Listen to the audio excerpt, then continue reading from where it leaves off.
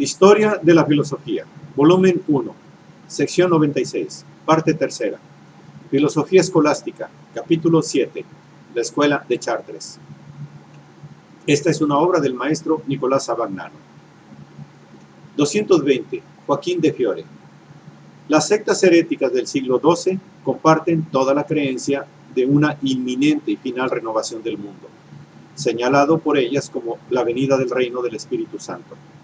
Sabemos que los amaurianos compartían también esta creencia y afirmaban que después de la época del Padre y del Hijo, la época del Espíritu Santo llevaría a la evolución de todas las formas legales y sacramentales que habían caracterizado a la época anterior.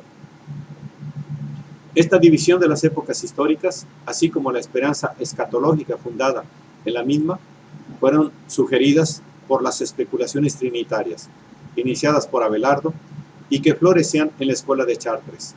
A ella está también vinculada la obra del profeta más famoso y popular del siglo XII, el abad Joaquín de Fiore, que nació el 1145 en Dorpe Célico, cerca de Cosenza. Fue abad desde 1191 del monasterio fundado por él en San Juan de Fiore, Calabria, y murió el año 1202. La leyenda se ha apoderado de este abad profético, cuyos datos históricos son muy escasos.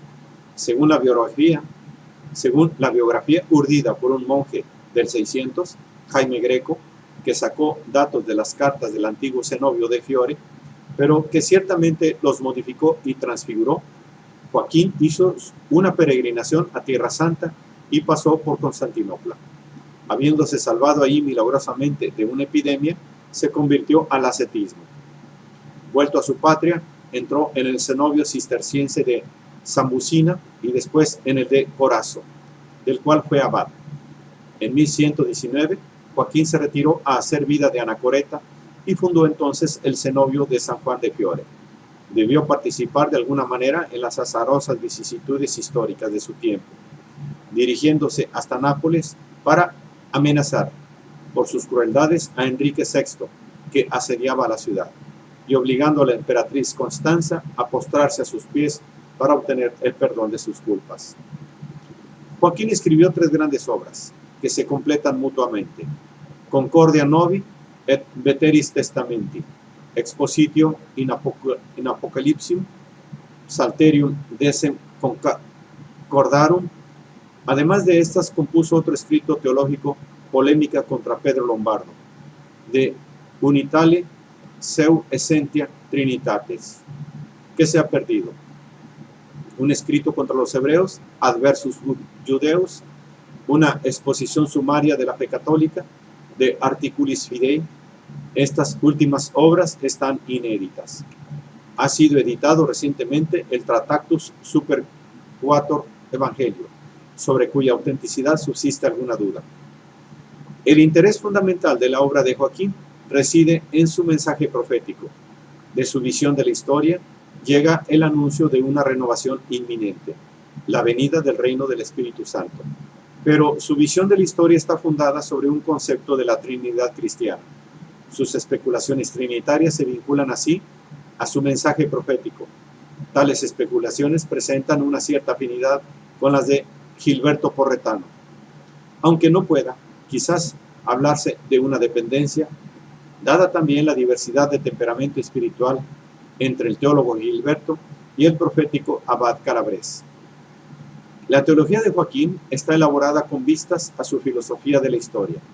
Insiste en la distinción y autonomía de las personas divinas, para fundar la distinción de las 3 grandes épocas históricas y para dar el necesario relieve a la tercera, que es la futura, el reino del Espíritu Santo. Puesto que también el Espíritu de sí mismo es Dios verdadero, como el Padre y el Hijo, es menester que realice alguna cosa a imagen y semejanza propia, de la manera que lo ha obrado el Padre y también el Hijo. El Salterio, título de una de las obras de Joaquín, es precisamente la imagen de la Trinidad, en la distinción de las personas y en la unidad que las une. Un altísimo lugar ocupa el Salterio, de 10 cuerdas entre las obras de Dios, que sugieren el misterio de la Trinidad. Es, en efecto, un instrumento musical unitario. Puede ser dividido en partes porque está hecho de materia, pero no puede serlo sin dejar de ser salterio. Como instrumento es uno, pero es triangular y está admirablemente unido en sus tres lados. La unidad indivisa vincula a los tres lados tan estrechamente que parecen uno solo, y cada uno se refleja en los tres. La unidad de Dios no debe, pues, ser entendida de manera que anule la diversidad de las personas. No se comprendería en este caso la diversidad de las obras y de las épocas históricas, y faltaría todo fundamento a la esperanza de una época de justicia y de salvación. A las tres personas de la Trinidad corresponden las tres grandes épocas de la historia. El primero de los tres estados es el que se desarrolló bajo el dominio de la ley, cuando el pueblo del Señor, aún un poco niño, servía bajo los elementos de este mundo, incapaz de alcanzar la libertad del espíritu, destinada a brillar cuando hubiera aparecido aquel que dijo: cuando el Hijo os haya libertado, seréis verdaderamente libres.